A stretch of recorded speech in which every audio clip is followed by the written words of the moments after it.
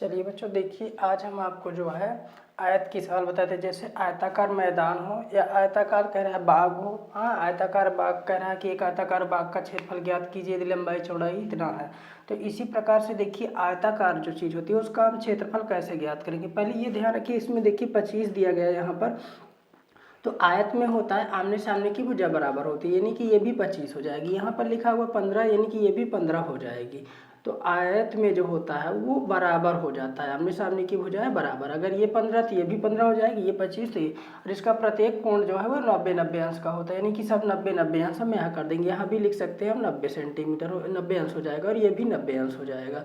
यानी कि आयत में सभी कोण क्या हो जाते हैं, बराबर हो जाते हैं। अब देखिए इसमें क्या किया गया है, लंबाई जो दिया गया वो हम लिख देते हैं। नीचे वाले को लंबाई एल से प्रदर्शित किया था, लेंथ यानी कि 25 सेंटीमीटर दिया गया है, इसको हम 25 लिख देंगे। फिर उसके बाद दिया गया चौड़ाई में देखिए लिखा हुआ है 15 सेंटीमीटर, यानी कि 15 सेंटीमीटर को लिख देंगे। अब कह रहा है पहले इसका क्षेत्रफल ज्ञात कीजिए, यानी कि हम आयत का क्षेत्रफल ज्ञात करेंगे। तो यहाँ पर लिखेंगे चूंकि आयत का क्षेत्रफल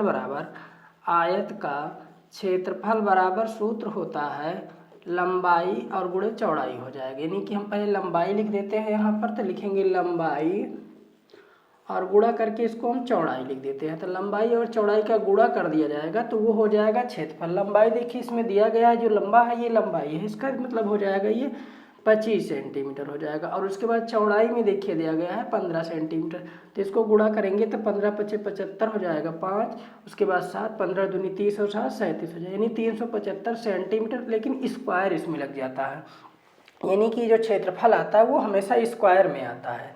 अब देखिए दूसरा दिया गया, कह रहा है आयत का परिमाप ज्ञात कीजिए। तो लिखिएगा यहाँ पर आयत का परिमाप बराबर होता है, आयत का परिमाप बराबर इसका सूत्र होता है 2 ब्रैकेट में लंबाई, यानी कि लंबाई और प्लस क्या कर देता है, चौड़ाई को जोड़ करके उसका दोगुना कर दिया जाता है। तो ये 2 हो जाएगा। लंबाई में यहाँ लिखेंगे 25 और उसके बाद चौड़ाई में लिख देंगे हम 15, यहाँ पर 15 लिख दिया जाएगा। तो ये हो जाएगा 2, लंबाई और चौड़ाई जोड़ने पर होगा कितना देखिए, तो ये गुणा करके लगा देते हैं, ये 40 हो जाएगा। इसको जो गुणा कर देंगे तो ये हो जाएगा कितना, 80 सेंटीमीटर। लंबाई और चौड़ाई को जोड़ेंगे 5 5 10 2 1 3 4 40 हो जाएगा। इसको हम जो 2 से गुणा कर देंगे तो 80 सेंटीमीटर। इसका परिमाप जो है वो 80 सेंटीमीटर हो जाएगा, और इसका क्षेत्रफल 375 हो जाएगा। परिमाप क्षेत्रफल का मतलब इसके अंदर की एरिया, और परिमाप का मतलब ये बाहर लेकर के इसके पूरा यहाँ से लेने के बाद ये परिमाप हो जाता है। तो क्षेत्रफल और परिमाप ये हो जाएगा।